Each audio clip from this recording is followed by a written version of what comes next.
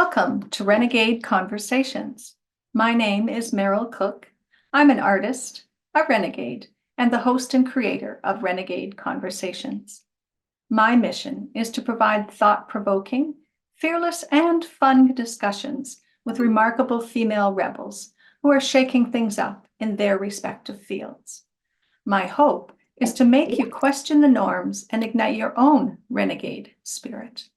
This episode of Renegade Conversations is sponsored by my online membership community called Creating Space. Are you ready to make a change, reinvent yourself, make time for self-care? And would you like the company of other like-minded women who are making space for self and creativity?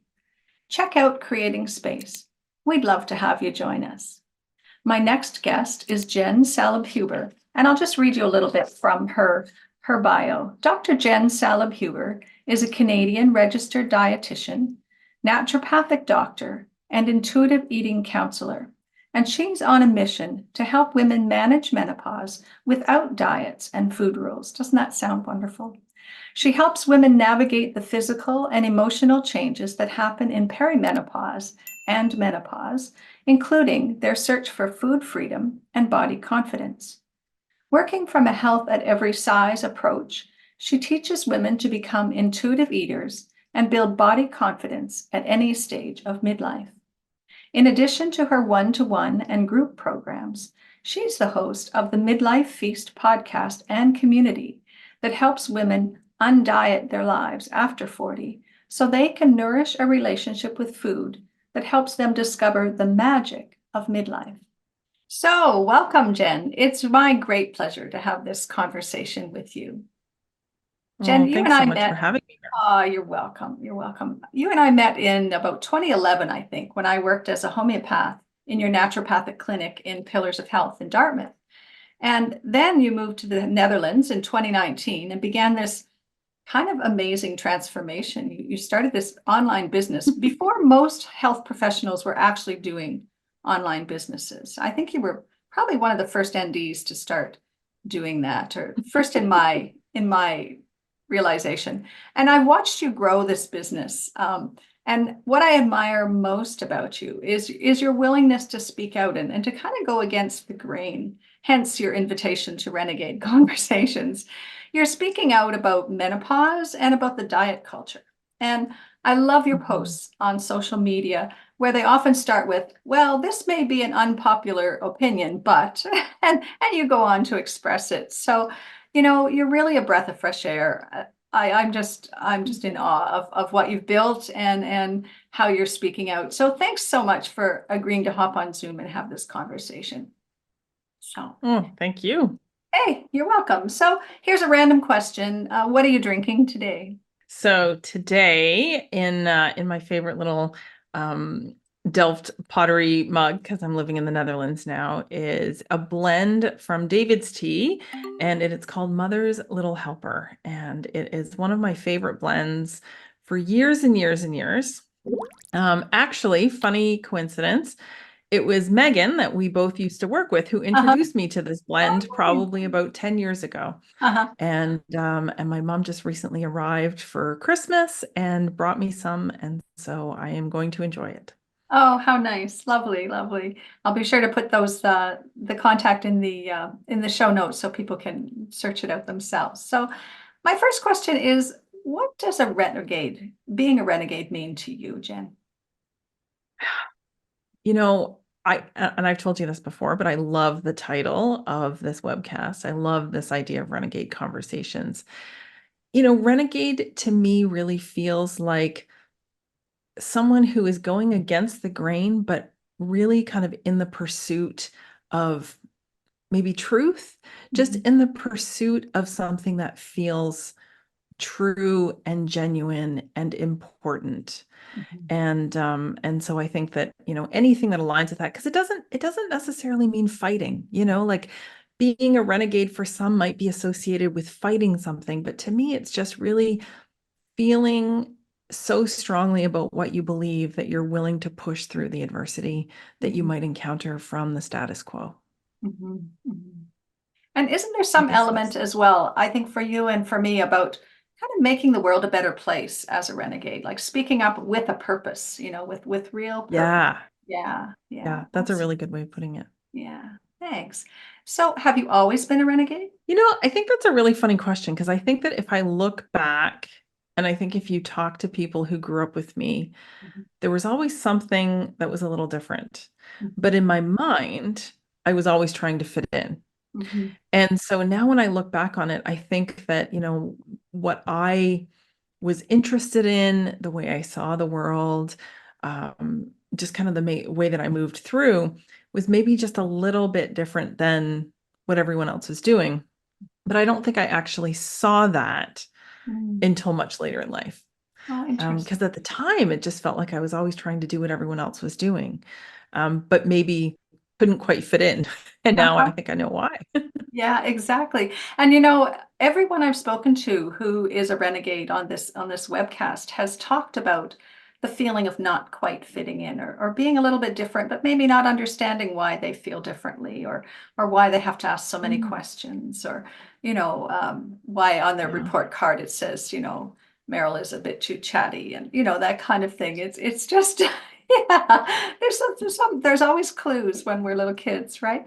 So, what impact has being a renegade had on your life and your career, both in a positive and in a negative way? What opportunities, but also what challenges has it presented? Well, I think that, in the last 10 years, my career really took that professional turn towards much more of the weight inclusive, health at every size, kind of non-diet or anti-diet approach.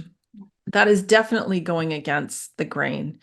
And when you look at how most people go about their world in this practice. And I think it was 2018 when, after a few years of studying and learning about weight stigma and intuitive eating and anti-diet, that I closed my practice to weight loss. I would openly tell people, I am happy to talk to you about health and nutrition and food and all of those things, but I don't think it's ethical to pursue intentional weight loss anymore. Mhm. And, that's almost heresy now, but certainly 5 years ago, almost 6 years ago, I mean, I'm pretty sure that people thought I was really going crazy. It's like, wait, Uh-huh. what? A dietitian and a naturopath who's not going to help people lose weight? What is this? Exactly. Um, but I really felt like that was the first time that I felt so strongly about something that I wasn't letting my fears hold me back from standing up for what I believed in. Mhm. Because if it had been 10 years earlier, when I was opening this clinic that we both worked at, you know, I don't think that I would have had the life experience and the confidence to be able to say, no, this is what I really believe to be true, to like the core of my being. Mhm. I know this to be true, and I can no longer operate pretending like that's not the case. Yeah. And so for me, it really just gave me the courage to say, this is what I believe in, and this is what I'm going to do, and really believing that it's what the science says. So it's based in truth, it's based in facts, Mhm. but it's also just based in helping people to actually improve their health, Yeah. Yeah. instead of chasing a number. So for all those reasons, I think it really helped me to just, stand for what I believed in. Yeah. It's been awesome. So, in grade two, Jen, what kind of a kid were you? Well, so funny you were saying about how, teachers saying she talks too much. That was on every report card for many, many years. Jennifer is a bright student, very capable, but has difficulty sitting still and talks too much. Yeah. Yeah. And, and that's probably still true to this day. I think anybody who spends time with me would say I still have a hard time sitting still. But I think that in grade two, more so than the other years, that was still just bubbling out of me. Mhm. By the time that I got to, late elementary, early junior high, I felt that pressure to Uh-huh. conform, Mhm. felt that awareness of what other people wanted. Whereas I think my grade two teacher would definitely say, I did my own thing, right or wrong. Wonderful. Jennifer Gillivan, who I interviewed recently, was talking about a study that she had seen where they looked at kids, I think in about grade two, and then in junior high, and then end of high school. And the grade 2 kids, there were some large percentage of children who tested in the genius range, right? Because they're still kind of coming out and being themselves. And then by junior high, it was down like 30 or 40%. And then by high school or end of high school, it was 2%, which is in the general adult population, that's who would test in the genius range. So it's about suppression, and it's about kind of getting kids to conform, right? So yeah, awesome. So Jenn, I'm sure that your training as a dietitian and then as a naturopathic doctor were heavily focused on diet culture, right? And probably in your early practice, you recommended diets and ways of eating to your patients. And now you teach and you advocate for mindful eating, for like no diet. How did that shift occur? And can you say a little bit more about this? Because I think it's a really big deal. And also, if you wanted to talk a bit about why menopause, because again, it's something that people are talking about now. But when you started talking about menopause, it really wasn't as mainstream as it is now. Yeah. Yeah. So when I was studying to become a dietitian, which is closing in on almost 30 years ago now, is when I started, it wasn't, I don't even think that the word diet culture existed. It wasn't so much about always pursuing weight loss or anything like that, but it was still very much about trying to come up with a set of rules that people could follow, and that our job as dietitians was to help them follow those rules. And then as a naturopathic doctor, the training, certainly encompassed more. And it was, I would say that that's when the wellness culture started to come into it. And then just the culture itself evolved, that by the time, we hit 2012, 2013, we'd moved away from, for example, sugar being just bad for us to sugar being toxic. And so now we had all of this language around food that was morally based and fear based. And you had these, people who were making these wild, crazy claims about food and what it could and couldn't do. And personally and professionally, I was just completely caught up in that. I didn't know, it was just really hard to know what was real and what was true. And then at the same time, what I didn't know is that in 2015, I guess it would have been when I guess I would have been 36 or something. Yeah, about 36. I was entering early perimenopause. And so by the time that I was 37, I was kind of, I met the diagnostic criteria for early perimenopause at 37. So my cycles were changing by more than 7 days. I was having a lot of symptoms, but I'd really been having symptoms for a couple of years. One of them was, body changes.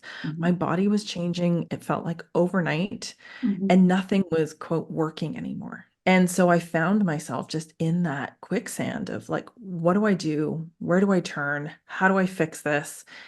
And there was just so much noise.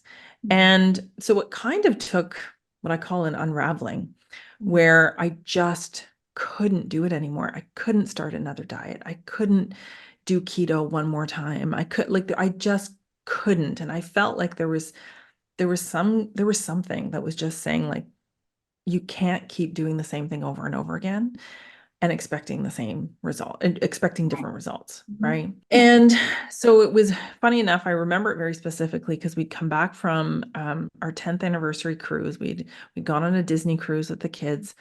And it was when I came back from that and I, was trying to get back on track, after being on vacation, that I thought there's got to be a different way. There just has to be something different. And I can't remember what happened after that. I have no idea how I got introduced to intuitive eating. But I immediately signed up for some of the training. And, as soon as I went through the first part of that training, which was, 6 weeks, and I was convinced that this was what I needed to do. But I needed to explore it on my own, really personally. And I needed to go through that whole process with support, with counseling. And so it was, I think it was around probably mid 2016 that I felt, okay, this is really what I wanted to do. So I started introducing it into my practice. And over the next year and a half, it was very clearly what people also wanted. Like I remember I had one patient who burst into tears because she said, "You're the first person who has said that it's okay for me not to want to spend the rest of my life on a diet. Oh, yeah. That there's nothing wrong with me, that I'm not a bad person for Right. feeling like I can't do this anymore." Yeah. And so as soon as I started to really, as soon as that crack was opened, it was Mhm. just like floodgates. Mhm. People who I think had felt excluded from being able to access a lot of care, Mhm. in the even in just the general healthcare, Mhm. let alone the integrative healthcare space, Mhm. really just kind of started pouring in. Yeah. And so that was when I realized, hey, this is really my passion. This is what I want to do. And because I was also at that point firmly in perimenopause, I was also starting to connect the dots with, okay, how can I start to think about food again? Mhm. I had tried hormone therapy. I really wanted it to work, but it didn't. Mhm. And, so I needed to start thinking about some of those tools in my toolbox as an ND and as an RD about how can I support my symptoms? How can I do this without feeling like I'm getting caught in the diet mentality again? Right. So Right. that was kind of how that came together. Mm. And so really for the almost the last 7 years, it has been pretty much the sole focus of my work has been helping women in midlife. And then as when we moved to the Netherlands and I started working online and then COVID and everyone was online, it just felt like this is where I'm at right now. And it's a pretty great place to be. Mhm. So tell us a little bit about what you've built, because you've got a really unique business happening. You've got a lot of Yeah, offerings and well, that are and very it's busy. I wish I had a succinct way of describing it. So for people who are in Nova Scotia or the Maritimes, I'm able to see them virtually, as a naturopathic doctor or as a registered dietitian. For people who live elsewhere, I'm seeing them more as a nutrition educator and as an intuitive eating counselor. So a lot of what I'm doing with people is actually guiding them out of diet culture Mhm. and becoming intuitive eaters Mhm. and giving them the skills and the framework and the tools so that they can take that confidence into Mhm. their own healthcare conversations with their Yes. practitioners. Cool. But I'm really loving just this role of also kind of being a community builder. And so creating community online, through the podcast, through social media, through my community, the Midlife Feast community, and just trying to connect other people who are feeling that same, I really want to get out of diet culture, but I Mhm. also really want to take care of myself, Mhm. but in a way that isn't about chasing a number on the scale. Yeah. And, I always joke that I don't think it gets more niche than that as far as businesses go. Um, but I love being that kind of community Sherpa of just trying to Mhm. bring people together who are walking the same path.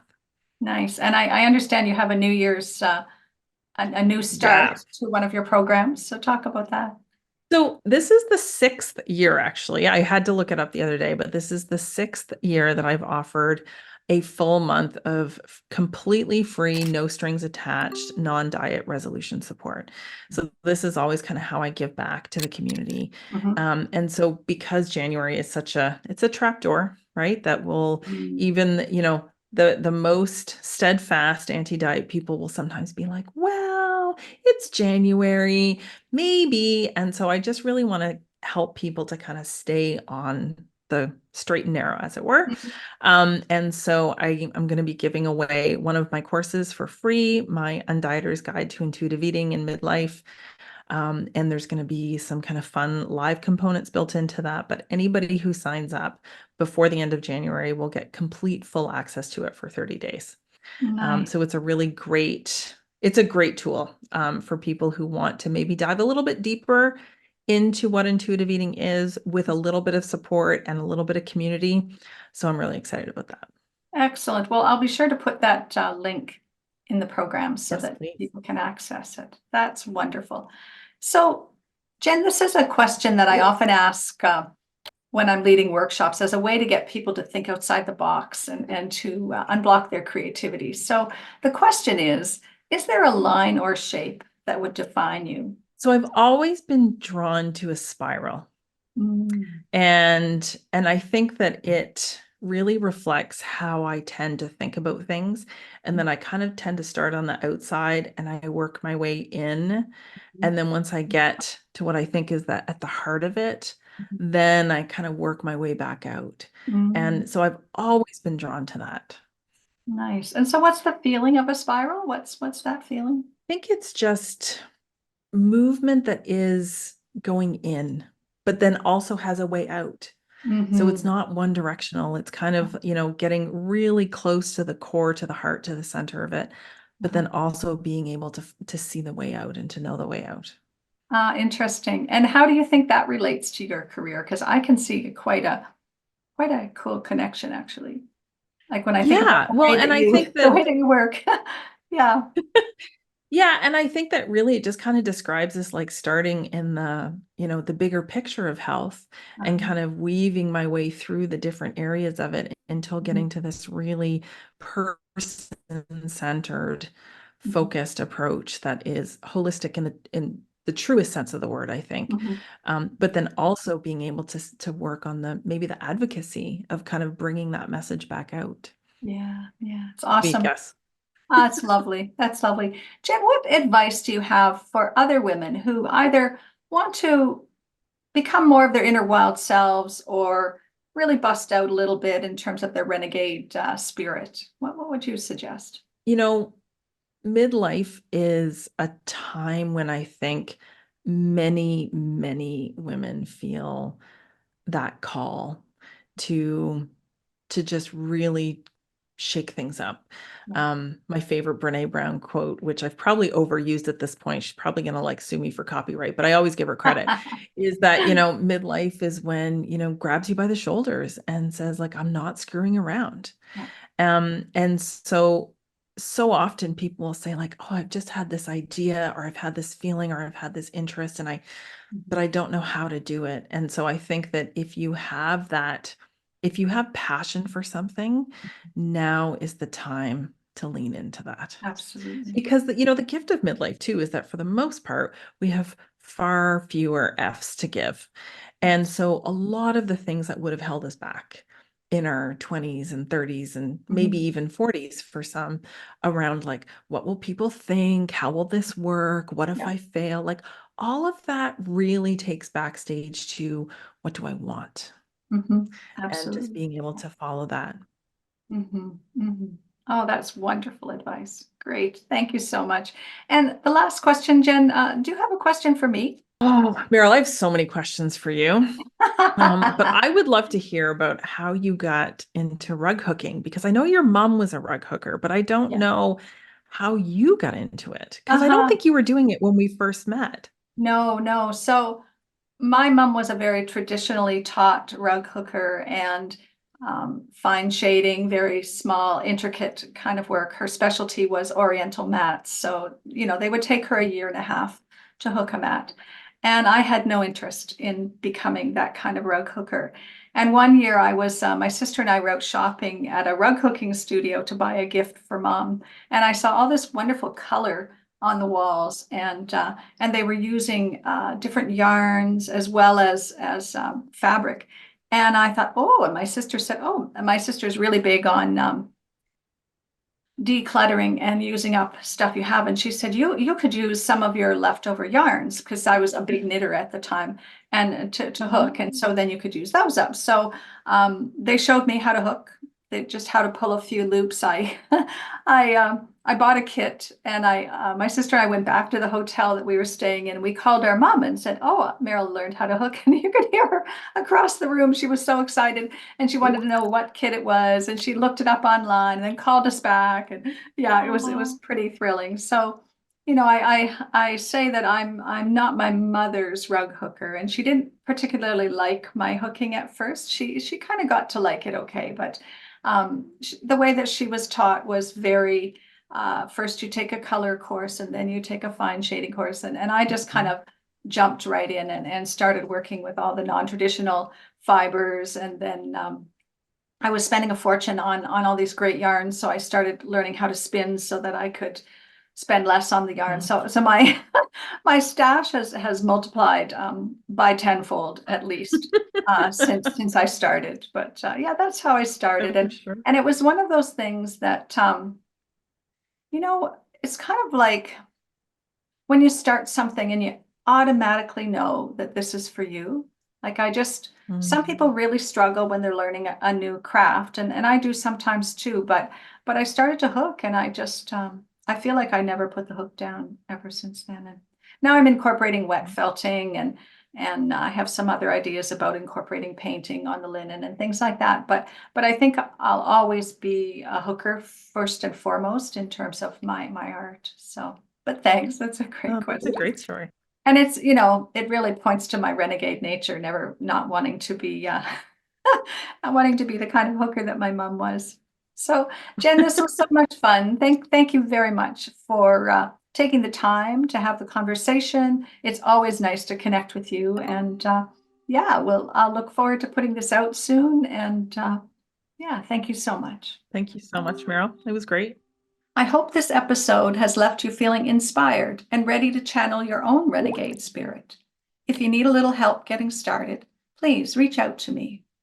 This episode was sponsored by Creating Space, my online membership community for women wanting to create space and time for working on their inner selves and for creativity as part of a supportive community of women doing the same. Be sure to subscribe to my YouTube channel for more Renegade Conversations. And Renegade Conversations is also available wherever you get your podcasts as an audio version. Thanks very much.